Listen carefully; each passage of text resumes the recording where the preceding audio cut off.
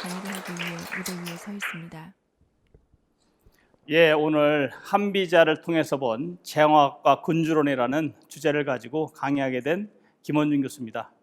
예, 여러분들 만나게 돼서 대단히 반갑습니다. 아이고, 예, 굉장히 좀 분위기도 좋으시고 우리가 이제 동양 사상을 이야기할 때 우리 육아를 얘기를 해요. 육아. 보통 누굴 얘기할 때 뭐 사람 어때? 라고 얘기하면 그 사람 뭐 괜찮죠? 라는 말은 육아적인 입장에서 봤을 때 좀 튀지 않고 좀 나보다 어떤 앞서가지고 너무 지나치게 이렇게 나서지 않는 그런 성격을 육아라고 얘기를 많이 하는데, 그렇다면 우리는 육아를 보는 시각에서 출발해서 지금까지, 그러니까 조선왕조 500년을 이렇게 관통하고 있는 사유가 육아적 사유거든요. 근데 그것을 그 관점에서 바라보면 중국이라는 사회가 갖고 있는 것은 과연 뭘까? 저는 중국을 규정하고 있는 것은 육아 쪽보다는 법과 라인이 강하다. 특히 오늘 제가 말씀드린 내용 중에 하나가 이 한비자가 이 진시황하고 만나는 장면이 있어요. 그 진시황이 어느 날 자기 그 옆에 있는 이사라고 하는 그 승상이죠, 재상하고 같이 있다가 진시황이 한비자라는 책을 읽었단 말이에요. 근데 한비자라는 책을 읽었는데 거기서 나오는 것이 나라를 좀먹는 5마리의 좀벌레라는 게 나와요. 그게 이제 첫 번째가 뭐냐면 육아라는 육아. 공자로 대변된 육아. 그 다음에 두 번째로 나타나는 것이 세객들. 그 다음에 세 번째가 종행가, 합종과 연행을 주장하면서, 그러니까 유세객하고 종행가가 다 말을, 이 세치어를 가지고 이제 이 세상을 이렇게 얘기하는 사람이에요. 그 다음에 네 번째가 누구냐면 권문 세족들, 그러니까 권세가 있는 그 지방의 이제 뭐 호족들이라든지 이런 세족들. 그 다음에 다섯 번째가 뭐냐면 상공인, 상업을 특히 하는 사람들이 해당이 되는 거죠. 그러니까 진시황이 나라를 다스리려고 하니까 이 5마리의 좀벌레가 진시황이 생각하는 개혁을 다 못하게 만들고, 진시황이 생각할 때 이 5 좀벌레를 제거해야만 나라가 제대로 되겠다. 근데 그런 내용을 쓴 사람이 누구냐면 바로 한비자란 말이죠.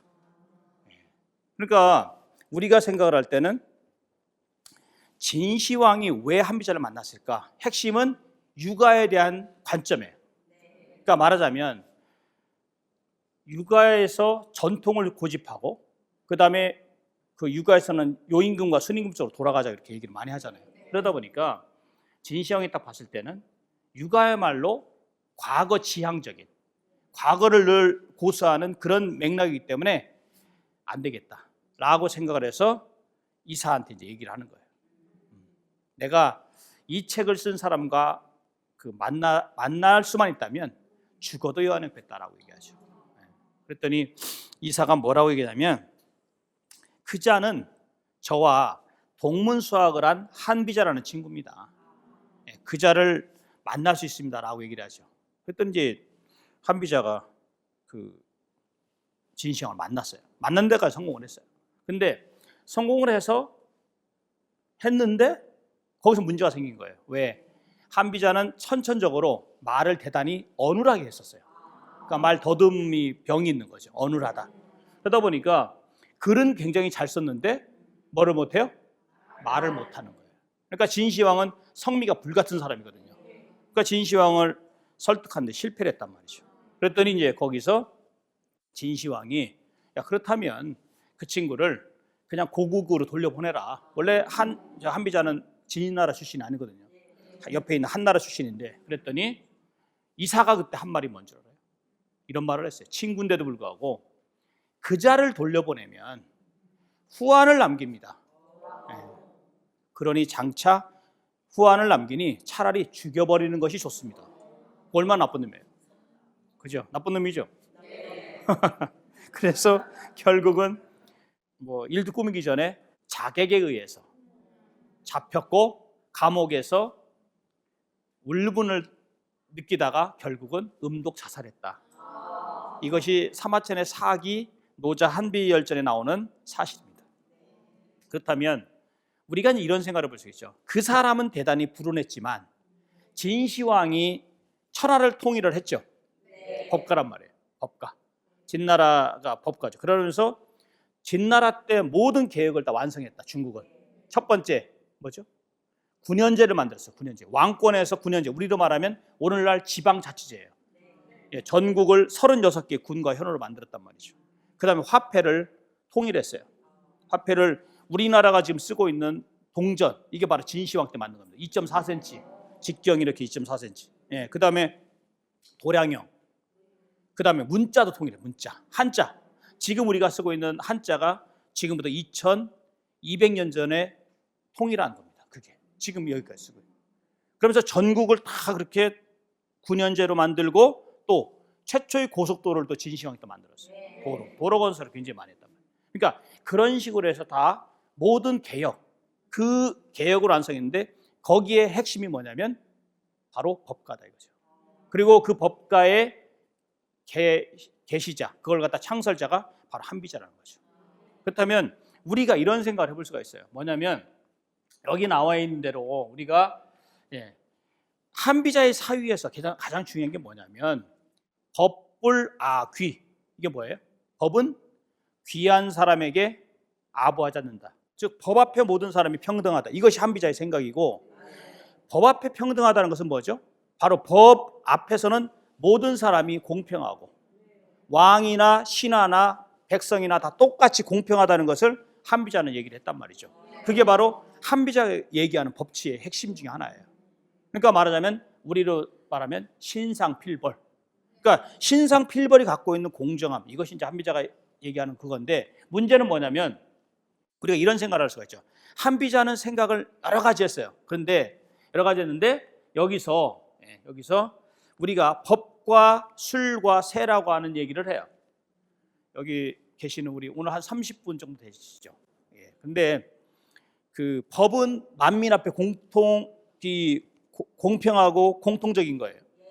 그런데 우리가 왜 한비자를 얘기할 때 제왕학과 군주론, 통치술, 그 다음에 또 왕이 반드시 익혀야 될 책으로 얘기하냐면, 한비자는요 술, 그 다음에 세.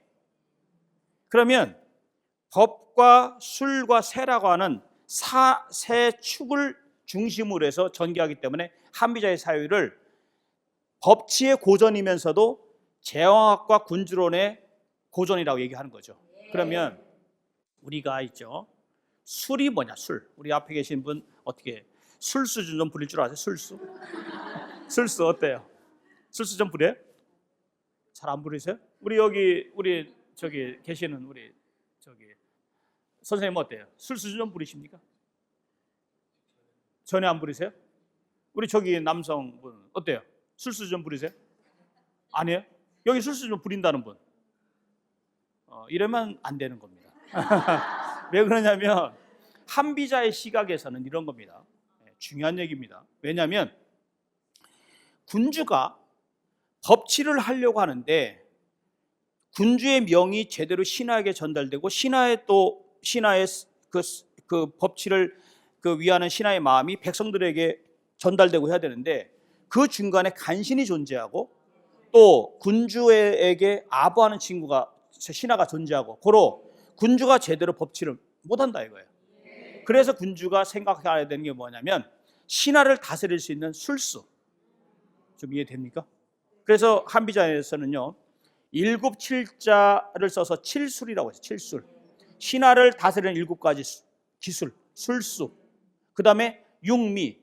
신하가 군주에게 어떤 이상한 생각을 갖는가 하는 것을 살피는 6가지의 방법, 그것이 육미, 6가지 기미를 살피는 거.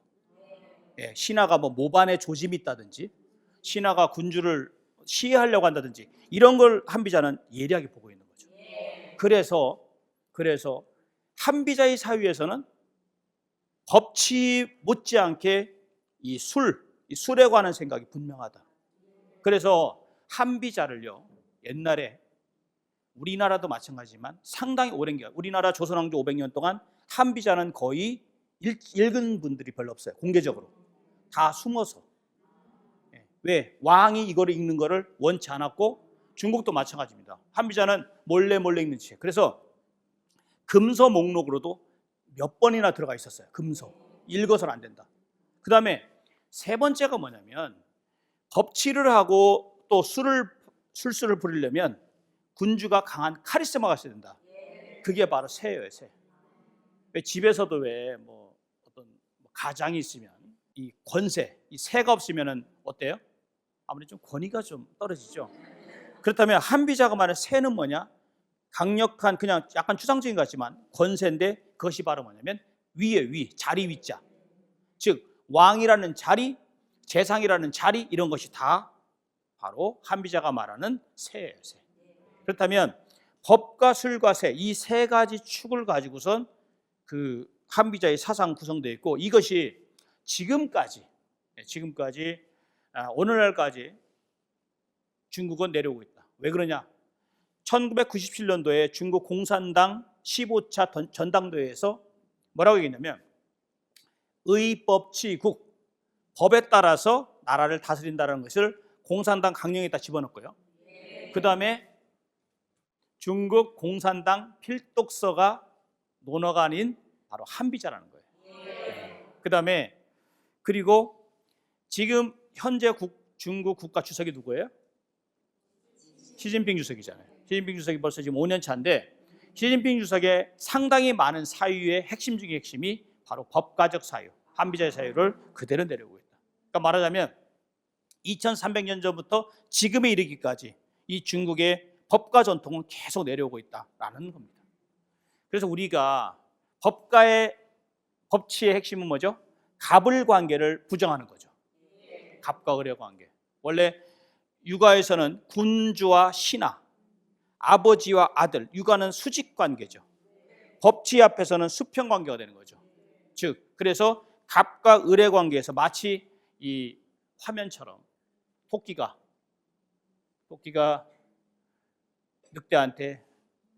늑대 앞에서 잡혀먹겠구나라고 했는데, 조금 있다 보니까 늑대가 뼈만 앙상에 남아있어요. 왜 그럴까요? 늑대 뒤에 누가 있죠? 사자가 있다는 걸 늑대는 몰랐던 거죠. 그러니까 우리가 모든 갑과 을의 관계는 어떤 관계다? 그런 관계다 이거죠. 바로 상대적인 관계이고, 그 다음에 갑과 을이 없는 것이, 이런 것이 없는 것이 바로 법가의 핵심이다라고 생각하시면 크게 문제가 없다 이거죠. 그렇다면 우리가 이런 생각을 할 때가 있죠. 한비자가 말하는 인간관계는 어떨까요? 이거 한번 예를 들어볼까요? 여러분, 동상이몽이라는 말 아시죠? 동상이몽 들어보셨어요 혹시? 무슨 뜻이에요? 같은 침대에서 다른 꿈을 꾼다. 역시 수준이 있으십니다, 그죠? 근데 이 동상이몽이라는 말이 어떻게 나온 거냐면, 위나라의 한 부부가 금술이 아주 좋았어요. 근데 자기 부인이 어느 날 남편을 위해서 기도를 하는 거예요. 제 남편이 배 100필만 얻도록 해주십시오라고 기도를 해요. 그랬더니 남편이 아내한테 배 100필은 너무 적지 않소, 이보다 더 많으면 안 되겠소 라고 얘기하니까 아내가 뭐라고 얘기할까요? 익시자장이 맺혀. 즉 이거보다 더 많으면 당신이 장차 뭐를 한다? 첩을 산다는 거예요. 공감이 격하게 되시죠? 집에 가서 한번 테스트를 해봐야 되는가요? 그죠? 그러면 우리가 생각을 할 때 단순하게 생각하면 부부가 같은 침대를 쓰는데 동상동몽할 것 같지만, 천만에 한비자의 시각은 같은 이불을 덮고 자고 같이 잠을 자는 부부지간이라도 동상이몽의 관계라는 얘기죠. 어때요? 공감이? 우리 저기 노란 옷 입은 분 제일 공감을 하시는데. 근데 한비자가 얘기하는 것은 모든 인간관계를 육아에서는 뭐라고 얘기해요? 군신유의, 붕우유신, 그죠? 예, 부자유친, 친, 예, 부자유친이죠. 그러면 신과 의와 신인 친이 있는데 이 세 가지를 한비자는 무슨 소리냐? 부자 유친이 아니라 부자 무친, 붕우 유신이 아니라 붕우 무신. 예, 이런 식으로 해서 군신 유의가 아니라 군신 무의. 군주와 신하 사이에 무슨 의로움이 있냐? 말도 안 된다. 부부만큼 가까운 사이가 어디 있냐? 부부도 이런데, 예, 부부도 이런데 어찌 군주랑 신하 사이에 의만 존재하냐? 한비자는 정확하게 뭐라 하냐면 이로울 리자 있죠. 군주와 신하 사이, 군신유 리다라고 얘기를 해요. 리. 어때? 공감이 되시죠? 네. 우리도 현대 사회에서 봤을 때, 지금 오늘날 봤을 때 어때요? 이미 친구지간에 아니면 회사에서 조직에서 이해관계에 의해서 다 연결되어 있죠. 아마 이거 부인하는 분 별로 없을 겁니다. 특히 뭐 더구나 자본주의 사회이기 때문에. 근데 한비자는 지금부터 오랜 전에 이 얘기를 했다라고 하는 거예요. 그래서 우리가 마치 이 그림이 보이시죠? 네, 이 어린아이의 천진난만한 이 그림이 옆에 있는 그림 보면 야누스적이고, 그 다음에 뒤에 있는 그림 뭐 같아요? 바로 시험을 보는데 컨닝할까 봐 이걸 씌워서 보게 만드는, 이거 얼마나 이게 그러나 우리가, 그래서 제가 드릴 말씀은 뭐냐면, 이미 그때 물론 한비자가 있었던 춘추시대 때라는 그런 것이 있지만 분명히 많이 무너졌다. 그래서 이런 얘기를 해요. 한비자는요, 나라를 망치는 그 주범 중에 핵심 중에 핵심이 뭐냐면 가까운 자들을 규정을 해요. 가까운 자들. 아, 맞아요? 원래 나라를, 그러니까 육아에서는 어떻게 가까운 자들 중심으로 이루어지죠. 예, 부자, 부부 이런 식으로 해서 다 연결되는데 한비자의 시각은 달라요. 뭐냐면 가장 첫 번째, 그걸 갖다 이제 첫 번째를 동상, 같은 침대를 쓰는 사람. 누구예요? 부부 플러스 첩. 첩이 많이 나옵니다. 첩. 옛날에 왕이 첩 없는 경우 하나도 없었잖아요.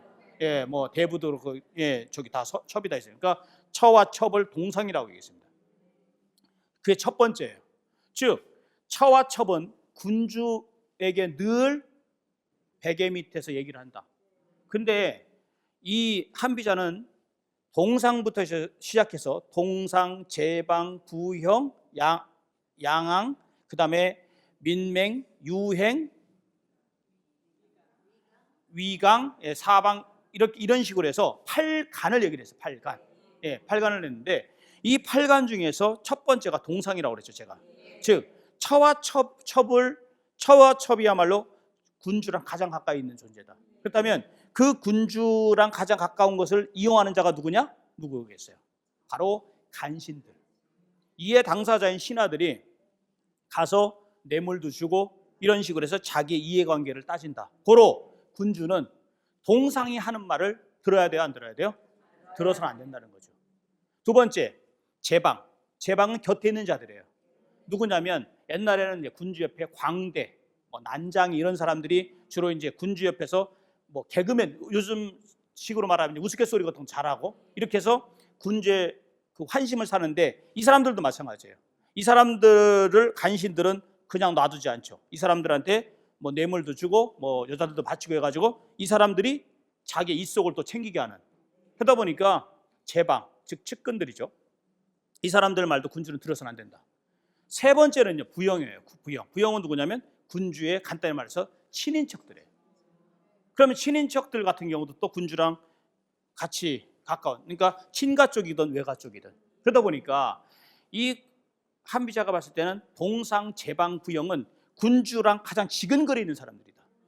그래서 여기에서 맨 마지막에 얘기하는 뭐 예를 들어서 위강이라든지, 위강은 뭐냐면 지방 호족들이 그 협객들을 기르는 거예요. 그거 위험하죠. 예, 위험하고, 그 다음에 사방이라는 것은 사방의 이웃 나라의 강대국들이에요. 근데 한비자는 이런 얘기를 해요.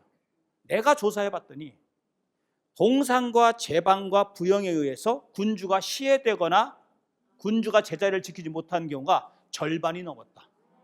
고로 결국은 이 가장 가까운 세 부류를 가장 조심해야 된다. 그래서 한비자는 육아에서 얘기하고 있는 군주의 최측근들, 육아는 여기서 이제 뻗어나가야 된다고 하죠. 수신제가 지구 평천하에서 여기서 뻗어나야 되는데 한비자는 그걸 규정해야 돼. 즉 가까운 자일수록 멀리하라는 것이 한비자의 생각이다. 어때? 우리랑 좀 사유가 좀 다르죠. 그래서 예컨대 이런 거예요. 그 동상이 군주를, 처와 첩이 군주를 위할 것 같아요? 안 위할 것 같아요? 예, 겉으로는 위하죠. 예, 그런데 속으로는 생각이 전혀 다릅니다. 예컨대 이런 경우죠. 초나라에서 어리석은 왕이 누구냐면 회왕이 있어요. 회왕. 중국 역사상 상당히 어리석은 왕으로 꼽히는데 이 회왕한테 정수라고 하는 애첩이 있어요. 정수. 이 정수라고 하는 애첩이 상당한 모사꾼이에요. 모사꾼에서 사실은 초나라를 망친 장본인입니다. 예, 왜냐하면 그 당시에 진나라에서 그 연행가인 장의가 왔는데 장의를 초나라 회왕이 그 친구 이 새치여가지고 우리 초나라를 위험에 빠뜨릴 위험이 있다 그래서 감옥에 가뒀단 말이에요. 근데 장의가 바로 그 다른 사람을 또 시켜서 이 정수 이 여자를 포섭을 해서 그러니까 뇌물로 해서 매수해가지고 이 정수가 다시 회왕한테 가서 장의를 풀어주라고 했던 사람이에요. 그래서 결국 나중에 초나라가 나중에 급격히 몰락하는데 그 핵심 중에 핵심이 바로 정수란 말이에요. 근데 이 정수는 항상 호시탐탐 초나라 회왕의 사랑을 받기만 바라고 오랫동안 관계가 좋았다고요. 그런데 문제가 생겼어요. 어떤 문제냐? 바로 이 회왕이 어느 날 신첩을 듭니다. 신첩. 정수가 이제 외모가 쇠하니까. 그래서 신첩을 남자들 다 그렇습니까? 그래가지고 하니까 결국은 신첩이 왔죠. 우리 같으면 누굴 찾아가죠? 우리 같으면 왕을 찾아가겠죠. 당신이 그럴 수 있냐고 할 건데 정수는 그렇지 않았어요. 사흘밤 사흘낮을 계속 고민을 해봤어요. 그러다가 자기한테 들어온 수많은 뇌물을 보따리에 싸가지고 누굴 찾아갔을까요? 일명 신첩을 찾아갔어요. 신첩을 찾아가가지고 내가 자네랑 잘 지내려고 한다 했더니 신첩이 받아주겠어요? 안 받아주겠어요? 안 받아주죠. 경계하죠. 대본 경계하죠. 뭔가 왜냐하면 정수에 대해서는 이 정수가 거의 뭐 모사꾼이라는 걸 아니까 안 받아주죠. 경계를 하죠. 경계를 하고 계속 뭐 이렇게 해요. 그런데 이 정수가 또 어떤 것을 얘기를 했냐면 어떤 것을 또 꾸몄냐면 그 회왕의 호위무사이죠. 회왕. 이 호위무사한테를 찾아갔어요. 이 금은을 가지고 찾아가서 내가 너한테 이걸 줄 테니까 어느 날 왕이 명령을 내리면 너는 즉각 시행해라. 그럼 내가 이거보다 2배를 더 주겠다라고 포섭을 해놨어요. 그러고 나서 이 신첩하고 무려 한 달여 동안 계속 접근하니까 신첩이 나중에 마음이 풀렸어요. 어떻게 했을까요? 신첩의 유일한 그 목적은 뭐죠? 왕의 사랑을 받아서 후사를 갖는 거예요. 그러니까 이렇게 얘기합니다. 앞으로 제가 잘 모시겠습니다. 왕이 그 대신 꼭 여쭤볼 게 있습니다. 왕이 어떻게 하면 저를 사랑할까요? 라고 얘기했어요. 어떻게 애교 부리면 좋아하냐고 이렇게 물어봤어요. 그랬더니 왕은 그 손을 가지고 입을 가리는 걸 좋아해 이렇게 얘기했어요. 그랬더니 그때부터 이 첩이 계속 입을 가리고 웃었어요. 이렇게 웃었어요. 우리 많이 하는 거잖아요. 약간 좀 그죠? 네. 그렇게 했는데 결국은 어떤 일이 벌어지냐? 이 왕이 계속 얘한테 내리라고 그래도 안 내려요. 그래서 누굴 찾아가요? 정수를 찾아갔어요. 정수를 찾아가서 역시 뭐 구관이 명관이라고 옛 그 여자가 또 생각이 날 거 아닙니까? 그래서 찾아가가지고 물어봤어요. 도대체 이번에 새로운 신첩이 맨날 이렇게 웃는데 나 이해를 못하겠다. 딱 한마디 던지죠. 뭐라고 할까요? 왕의 냄새를 싫어하기 때문입니다. 왕이 옛날에 남자들 몸 냄새 나죠. 몸 냄새. 그렇게 딱 한마디 딱 던졌어요. 그랬더니 왕이 그 자리에서 뭐라고 얘기했어요? 그녀의 코를 베어라 이렇게 얘기했어요. 그랬더니 호위무사가 칼을 들어서 코를 싹둑 잘라갔다는 그런 얘기입니다. 이것은 제가 꾸며낸 얘기가 아니라 한비자 설림 상편에 나오는 그대로를 말씀드린 겁니다. 어때요? 그렇다면 우리가 생각해봐요. 처와 첩의 갈등 관계는 필연적이다라는 것이 한비자의 생각입니다. 왕은 두 사람이 갈등 관계가 일어나지 않도록 처신을 해야 된다는 얘기죠. 근데 우리는 처와 첩이 갈등이 일어나면 누굴 욕해요? 사실 첩을 욕하고 그 다음에 처를 욕하고 하는데 한비자는 누구냐? 군주의 잘못이다라고 얘기를 했습니다. 결국은 한비자의 시각은 처와 첩이 군주를 위할 것 같지만 천만에 그건 군주를 위하지 않고 누굴 원한다? 위한다? 자기 자신들을 위한다. 그래서 그것을 경계하라라고 얘기를 하죠. 그 다음에 우리가 한비자의 사상에서 법가에서 아주 중요한 게 있습니다. 한비자는요 두 가지를 얘기를 해요. 두 가지를. 뭐냐면 첫 번째, 군주는 두 개의 칼자루를 가지고 있었다. 그 이병이에요. 이병. 두 개의 칼자루를 가져야 되는데 그것이 첫 번째는 형이고 형벌, 두 번째는 덕, 은덕이다. 그러니까 하나는 상이고 하나는 벌이다. 이 두 가지를 절대 신하들에게 넘겨서는 안 된다는 얘기입니다.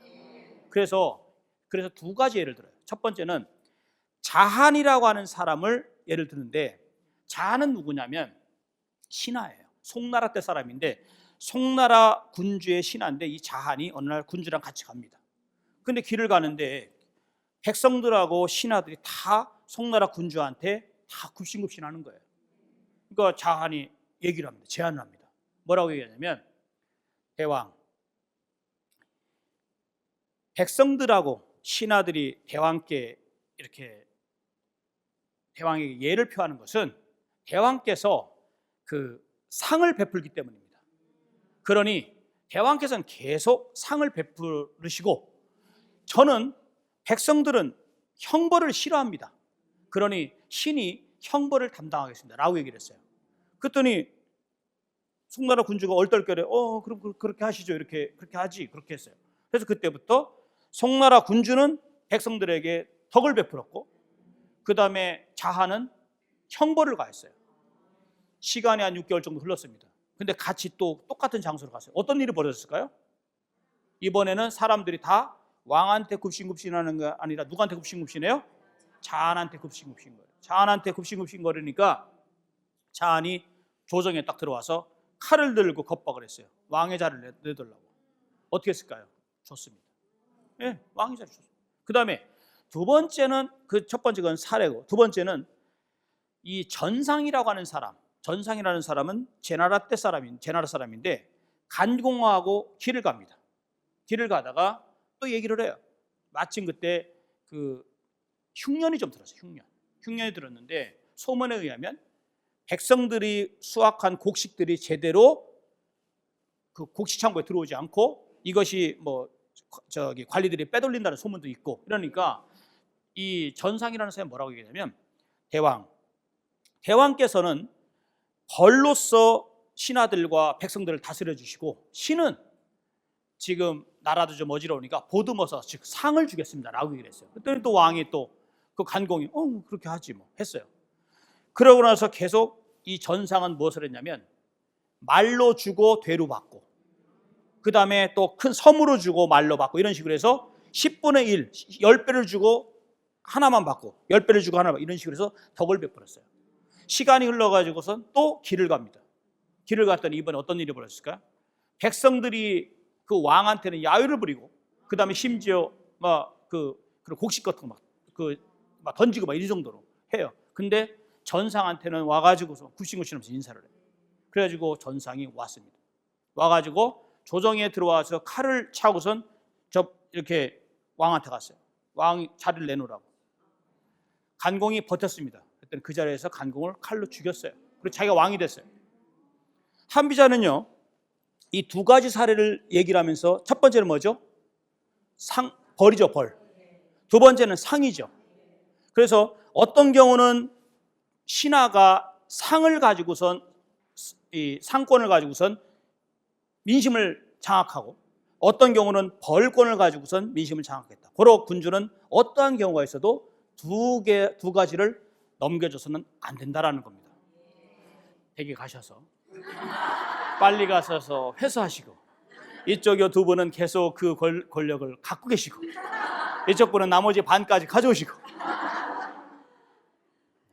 이거는 왜 한비자의 그 사상을 우리가 쉽게, 그러니까 용인해서는 안 되는, 말하자면 금서의 목록으로 들어갔다는 것을 보여주는 하나의 대목이죠. 이것이 바로 한번 생각해 볼 그런 필요성이 있고요. 군주와 신하를 유구해서는 계속 얘기를 군신유의, 믿음의 관계라고 얘기하는, 의로움의 관계라고 하는데, 한비자는 분명해요. 만약 군신의 관계를 늘 다툼의 관계를 봐요. 왜 그러냐면 이런 설화가 있어요. 이런 일화가. 과객이 길을 가는데 돼지 한 마리가 있고 이 세 마리가 다투고 있어요. 과객이 물어봅니다. 야, 너희들 왜 싸워? 그랬더니 우리가 이 돼지의 살찐 곳에 있는 그 피를 빨아먹기 위해서 피 터지게 싸우고 있습니다 라고 얘기를 했어요. 웃기죠? 그랬더니 과객이 야, 왜 싸워 너희들? 딱 얘기했어요. 그랬더니 이 세 마리가 어리둥절해요. 자기들은 어떻게든지 피를 빨아먹어야 되는데, 야, 이 돼지로 말할 것 같으면 한 달 뒤에 희생물이죠, 희생. 왕의 임금이 제사 지낼 때 쓰는, 옛날에는 소와 돼지와 양을 썼거든요. 그 중에서 한 마리로 해서 제단에 바쳐질 거야. 그러면 지풀에 그을려져서 돼지가 죽을 텐데, 그러면 너희들은 한 달 뒤에 되면 어떻게 된다? 지풀에다 그을려서 죽을 거다라고 얘기했어요. 그랬더니 이 세 마리가 귀가 번쩍 뜨이는 거예요. 어떻게 했을까요? 다시 물어봤어요. 살 수 있는 방법이 없냐고 물어보니까 이 과객이 뭐라 그랬냐면, 방법은 딱 하나 있어. 네 친구들 다 불러와. 모든 이가 다 이 돼지의 피를 빨아먹어서 이 한 달 동안에 돼지가 삐쩍 마르게 되면, 옛날에 희생물로 해서 삐쩍 마른 거 안 썼거든요. 삐쩍 마르게 되면 돼지도 살고 너희들도 산다. 그래서 그때 이 세 마리가 휴대폰을 연락해가지고 다 해서 돼지도 살고 이도 살았다는 그 얘기입니다. 그렇다면 여기서 말하는 돼지는 누구냐? 군주고, 이 세 마리는 누구냐? 신하란 말이에요. 신하들은 끊임없이 군주를 죽이려 한다. 심지어 시해하려고 하고 군주를 위험에 빠뜨려 겁박하고, 근데 그거를 군주와 신하의 팽팽한 긴장 관계를 만들어가는 것이 바로 한비자가 말하는 군신 관계입니다. 다르죠? 바로 그것을 우리가 한번 생각을 해봐야 되고요. 또 하나는 이런 생각이죠. 신하들의 암투도 굉장히 많아요. 신하들의 암투. 그래서 한비자에 보면 우리는 충신, 현신이라고 그러죠. 형신, 충신, 직신 다 얘기하는데, 현명한 신하가 있고 그 다음에 약간 좀 현명하지 못한 신하가 있어요. 두 명의 신하의 사례를 한번 얘기해 볼까요? 진나라 문공이라는 사람이 있어요. 진나라 문공이 무려 그 19년 동안 천하를 유랑을 합니다. 왜? 왕의 자리에 올라야 되는데 거기서 계속 형제들 간의 견제를 받으니까 결국 떠돌아다닌단 말이에요. 근데 조나라를 방문하게 됐는데 조나라 군주가 상당히 오만방자한 사람이에요. 근데 이 군주를 방문했는데 조나라 군주 밑에는 한 명의 현신인 그 숙첨이라고 하는 현신이 있었고, 이북이라고 하는 현신은 아니지만 상당히 처세에 능한 처신이 존재해요. 처신. 두 명이 존재하는데, 숙첨이라는 사람이 평상시에 관상을 아주 잘 봤어요. 중국은 관상이 춘추시대 때 많이 봤거든요. 그래서 관상을 보니까 이 진문공 중이가 그 천하를 장악할 수 있는 관상을 가지고 있다고 하는 거예요. 그 관상이 뭐냐면 이 갈빗대 있죠. 갈빗대. 이 갈빗대가 빨래판처럼 통갈빗대라는 거예요. 한번 보세요. 한번. 그래서 통갈빗대로 이렇게 돼 있어서 그래서 옷을 한번 벗겨서 왔을 때 이 갈빗대가 통갈빗대면 그 즉시 극진하게 예우하십시오라고 얘기를 했어요. 그랬더니 숙첨이 이렇게 얘기하니까 정말 옷을 벗겨봤는데 진짜 통갈빗대예요. 숙첨이 대왕 빨리 극진하게 예우해서 미래의 권력에 대비하십시오라고 얘기했어요. 그랬더니 공공이 오만한 사람이 에이 뭐 겨우 공자 주제에 무슨 그거냐고 하면서 내버려뒀어요. 그랬더니 숙첨이 그 태도를 보자마자 그럼 차라리 이 자리에서 죽여서 후환을 남기지 마십시오라고 얘기했어요. 얼마나 살벌한 말이에요. 그런데 옆에 있었던 신하가 또 한 명 있어요. 이북이에요. 이북이를 희북이라고도 하는데, 이북이는 말을 한마디도 안 했어요. 지켜만 봤어요. 그러고 나서 이제 그 중이는 숙소로 돌아가게 됐어요. 그랬더니 왕이 죽이지도 않고 그냥 예우도 안 하고 숙소로 돌려보내라고 얘기했어요. 숙소에서 있고 이북이는 어디로 갔냐면 집으로 갔어요. 아내가 이북이의 얼굴 표정을 보더니 딱 물어보는 거예요. 아니 여보, 당신 밖에서 무슨 일이 있었어? 라고 얘기해요. 그랬더니 오늘 사실 이런 일이 있었어 라고 얘기하니까 이부기가 그렇게 말을 하자마자 아내가 뭐라고 얘기할까요? 아니, 당신은 그럼 왜 그분과 제2의 관계를 맺지 않으십니까? 그러니까 말하자면 지금 현재의 권력인 그 군주와 그 다음에 미래 권력인 중위와 왜 같이 이렇게 대비하지 않으십니까? 라고 얘기하면서 소첩에게 맡겨주십시오라고 얘기했어요. 그랬더니 그럼 어떡하면 좋소? 그랬더니 당신께서는 편지 한 통만 오늘 써달라고 그랬어요. 편지. 그 편지를, 사과 안에 편지를 딱 썼어요. 편지 한 통만 더 쓰고 나머지는 소첩이 다 알아서 하겠습니다 라고 얘기했어요. 어떤 일을 했을까요? 큰 항아리를 준비했어요. 항아리 밑에다가 뭐를 담았을까요? 역시 외국을 돌아다니는 데는 돈이 필요하죠. 황금 동전을 절반을 깔았어요. 끝내주죠. 그 위에다는 음식을 딱 깔았어요. 그 위에다는 자색 옥, 황제의 권력을 상징하는 자색 옥을 하나를 준비해서 깔고 맨 위에다는 사과하는 편지를 딱 깔았어요. 4층으로 딱. 그러고 나서 사람을 시켜서 숙소 앞에 딱 갖다 놨죠. 중이가 밥도 제대로 못 먹었을 거 아니에요. 화가 나가지고 밥을 못 먹고 그걸 기다리고 있다가 저기 숙소에서 있는데 밖에서 음식 냄새가 폴폴 나니까 이게 뭐지 하면서 봤더니 사과하는 편지가 있어요. 두 번째 옥을 딱 챙겼어요. 밑에 보니까 음식이 너무나도 있어요. 음식을 다 먹었더니 밑에 번쩍번쩍거리는 거 보니까 황금 동전이 저기 반이 있어요. 이부기의 그 편지 그 안에 이제 뭐 사실 아내가 보냈다고 생각하겠습니까? 이부기가 보냈다고 생각하겠지. 그래서 다시 편지를 썼어요. 그 중국 최초의 부정청탁 금지법을 지킨 사람이 바로 중이에요.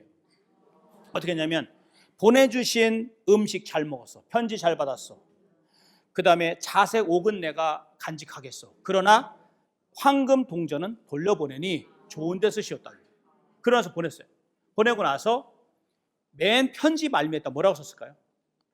내가 훗날 혹시 나라를 찾게 된다면 반드시 당신 한번 도와줄 일이 있을 것이라고 얘기했어요. 그랬더니 그러나서 시간이 흘렀어요. 무려 6년 만에 나라를 찾았어요.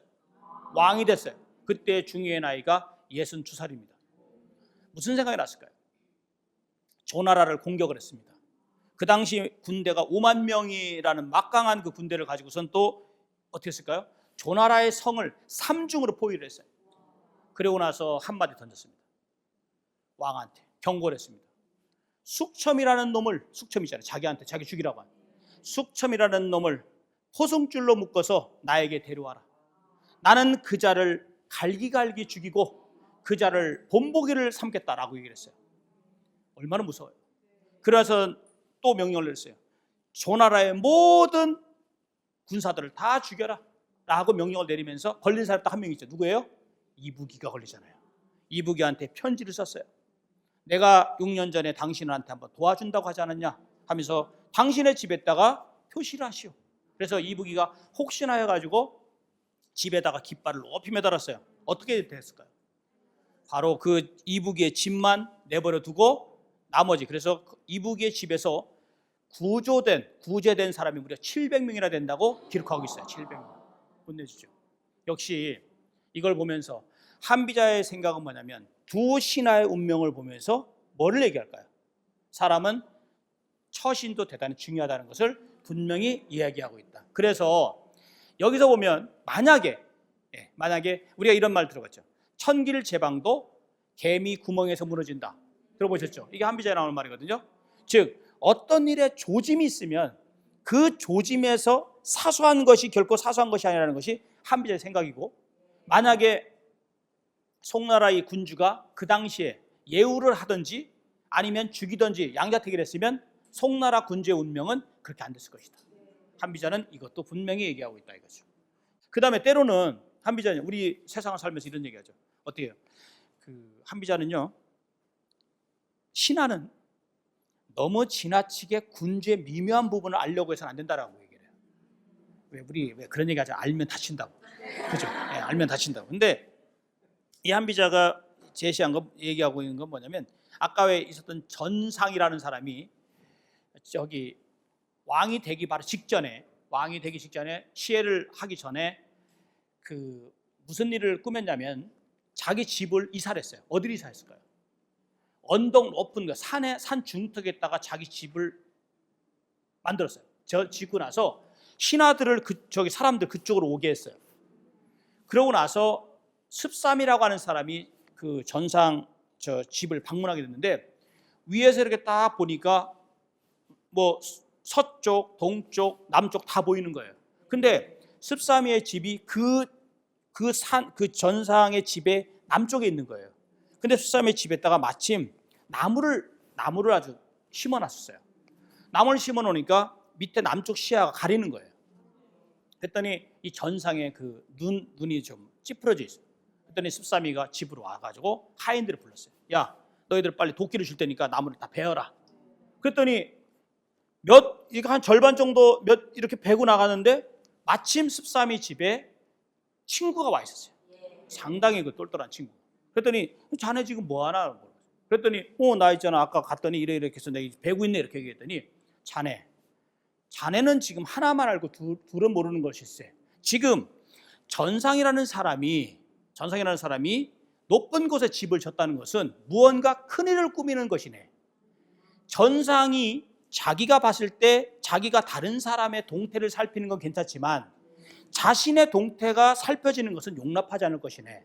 고로 자네 집에 나무가 심어져 있어서 전상이 약간의 시야를 가리는 것은 자네 목숨이 위태롭지 않을 것이나 자네가 나무를 싹 베서 그 틈으로 전상의 집에 누가 오는가를 알게 된다면 자네는 목숨이 위태로울 것이라고 했어요. 그래서 바로 하인들한테 다시 나무를 또 원상복귀해서 또 심게 했어요. 시간이 흘렀어요. 불과 6개월도 안 돼서 전상이 모반을 일으켜서 간공을 시하고 사람을 결국 왕이 됐는데 자기 집에 온 사람들을 다 제거했어요. 예, 자기가 알고 있는 동태를 알고 있는. 근데 습삼이만큼은 어떻게 됐다? 나무를 다시 심었기 때문에 살았다는 그런 얘기입니다. 그래서 한비자는 그런 얘기를 하죠. 깊은 곳에 물고기를 아는 자는 불길하다. 즉 군주의 미묘한 곳까지 알면 그 사람이 위험하다. 그래서 우리도 왜 불각은 불가원이라는 말 많이 하잖아요. 너무 가까이도 하지 말고 너무 멀리도 하고 적당한 거리. 특히 절대 권력자 앞에서는 앞에 있을 때는 항상 아주 너무 멀어지면 이제 안 되고 너무 가까이 가면 결국 위태로워진다라고 얘기를 하고 있죠. 이 한비자는 그런 생각을 많이 하죠.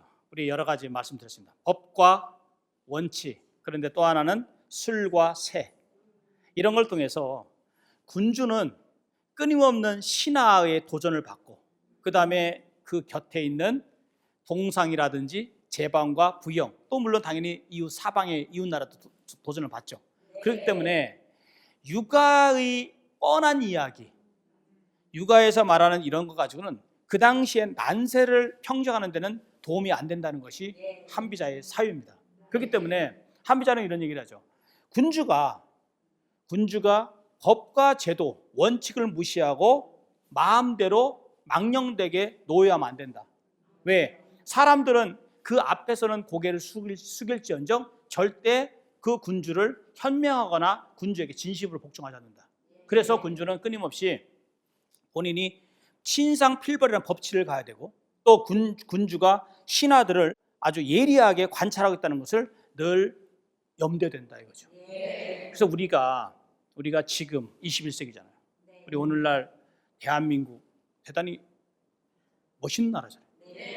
근데 우리가 지금 국민수도 3만 불에 와 있고 저는 중국을 1년에 몇 번씩 갑니다. 이번에도 최근에도 한 2번 갔다 왔는데 중국을 갈 때마다 느끼는 것이 뭐지? 중국은 철저하게 실사구시를 가지고 가요. 실사구시. 중국이라는 나라가 큰 틀에서 그 시진핑 주석이 얘기하는 것도 중국몽, 중국의 꿈이라고 얘기를 했을 때 그 꿈이라는 것은 뭐냐면 중국은 딱 두 글자예요. 부국강병입니다. 부국강병.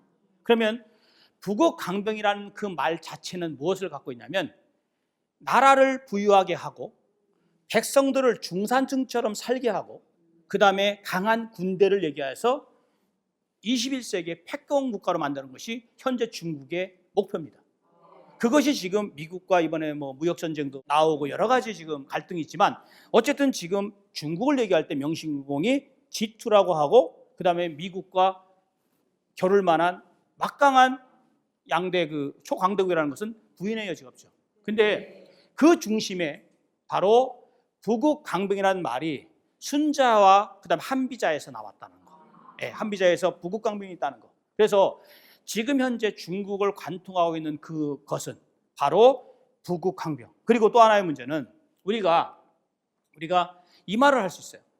먼 곳에 있는 물로는 가까운 곳에 불을 끄지 못한다는 말이 있어요. 한비자에 나오는 말이거든요. 유명한 말이에요. 이게 뭐냐면 제 나라에 있는 사람이 물에 빠졌다. 그러면 옆에 있는 수영 잘하는 친구가 구해줄 가능성이 있는 것이지, 멀리 제 나라 남쪽에 있는 오나라 물이 굉장히 많죠.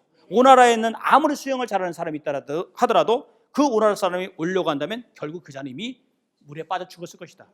결국은 우리가 세상을 살아가면서 정도, 그 다음에 바른 길로, 하지만 이 정도라는 것은 이것이 좀 변하지 않는 거잖아요. 이것보다는 한비자가 얘기하는 것은 법과 술과 세라고 하는 변화무쌍한 도가 있는 바로 권도를 통해서 그 나라를 다스리는 리더십이 필요하다. 바로 이 리더십이 한비자가 말하는 군주론과 제왕학이다, 이겁니다. 지금까지 한비자를 통해서 본 제왕학과 군주론, 여기까지 마치겠습니다. 고맙습니다.